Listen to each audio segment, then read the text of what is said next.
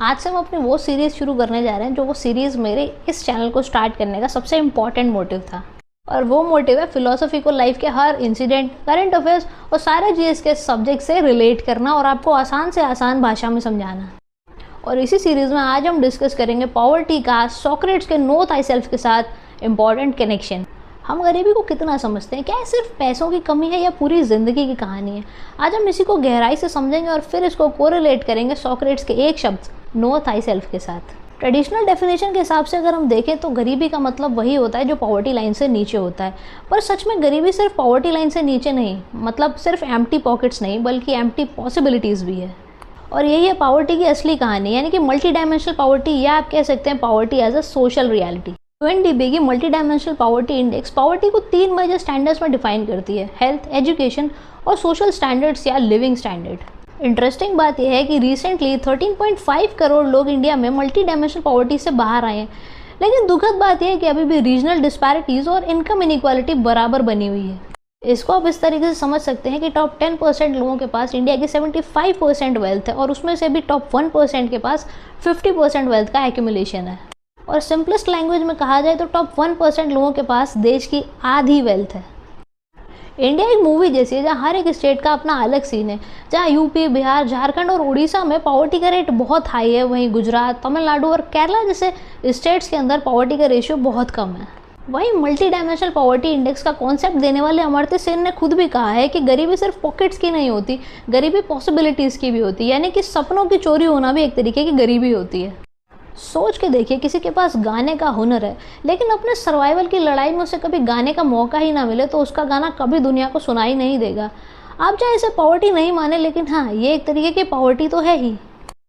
और यहीं से रिलेट होती है सोक्रेट्स यानी कि सुकरात की फ़िलॉसफ़ी कि गरीबी वाकई में है नो थाईसेल्फ, यानी अपने आप को ना जानने की सबसे बड़ी गरीबी। और सोक्रेट्स का ये कहना सिर्फ इंडिविजुअल्स के लिए नहीं है, ये सोसाइटी के लिए भी है, क्योंकि अगर सोसाइटी गरीबी और पॉवर्टी की एग्जैक्ट डेफिनेशन नहीं जानती तो वो उसको दूर कभी भी नहीं कर सकती। सोक्रेट्स का सबसे फेमस स्टेटमेंट है I know that I know nothing, मतलब मुझे ये पता है कि मुझे कुछ नहीं पता। लेकिन अगर किसी समाज को ये पता ही नहीं कि उसे क्या नहीं पता है तो वो उसे दूर कैसे करेगा? पॉवर्टी के कॉन्टेक्स्ट में भी ये सच है, क्योंकि अगर हम सोचते हैं कि पॉवर्टी सिर्फ पैसों की कमी है तो ये कहीं ना कहीं हमारा इग्नोरेंस है। सोक्रेट्स मानते थे नॉलेज इज़ अ वर्च्यू, और केरला, तमिलनाडु जैसे स्टेट्स ने भी इस बात को इम्प्लीमेंट किया। उन्होंने अपने हेल्थ पे, एजुकेशन पे इन्वेस्ट किया और रिटर्न उनकी जीडीपी में रिफ्लेक्ट हुआ। कभी नॉलेज का सेंटर कहे जाने वाले बिहार जैसे स्टेट्स ने बाद में नॉलेज को इग्नोर किया और हम सब ने देखा कि नॉलेज इग्नोरेंस के बाद वो कैसे पॉवर्टी का हब बनते चले गए। और हम यहाँ से एक बार डिराइव कर सकते हैं कि पॉवर्टी को मिटाने में नॉलेज सबसे बड़ा हथियार बन सकती है। सोक्रेट्स ने कहा था an unexamined life is not worth living, मतलब कोई सोसाइटी अगर अपने आप को एग्जामिन नहीं करती तो वो लिविंग के लिए वर्थ नहीं है, और ये एक मॉरल फेल्योर है। गरीबी को इग्नोर करना सिर्फ इकोनॉमिक क्राइसिस नहीं है बल्कि ये एक एथिकल क्राइसिस भी है।